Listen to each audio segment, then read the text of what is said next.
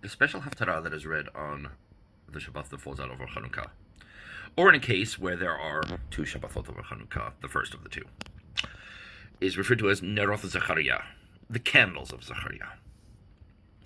It details the prophetic imagery of Yehoshua, who was then the high priest, standing in front of a candelabrum. And because that's envisioned by the prophet Zechariah, it's called Nerot Zechariah, the candles of Zechariah. Right? It's his recounting of the candles. Most people assume that's the connection, really. Ḥanukka, candles, everybody knows Ḥanukka is about candles.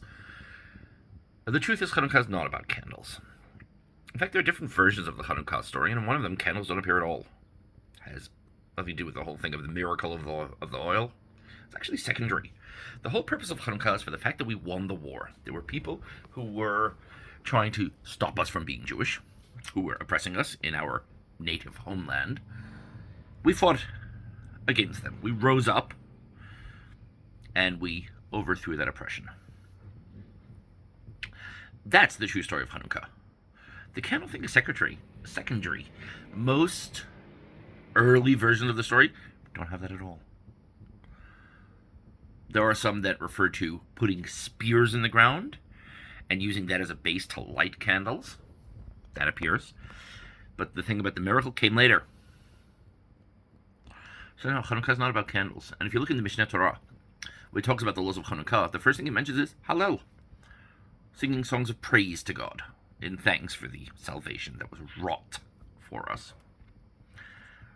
And then there's a thing about candles after that. But that seems to be the secondary point. The main point is to recognize that we owe a debt of gratitude to God who helped us win the war for our survival. That, I think, is the real point of the hafṭara, because the candle bit only comes at the end. Most of it is about returning the people to their land. I will again choose Jerusalem. Why is Yehoshua, the high priest, dressed in filthy clothing? Dress him up properly. It's the restoration of our people, as represented by the Kohen Gadol, but specifically about the temple service. The Seleucid Empire attempted to disrupt that service. We retook our temple, rededicated it. That's what Ḥanukka is, dedication, l'chanech, to dedicate. We rededicated our temple and reestablished our uniquely Hebrew practices.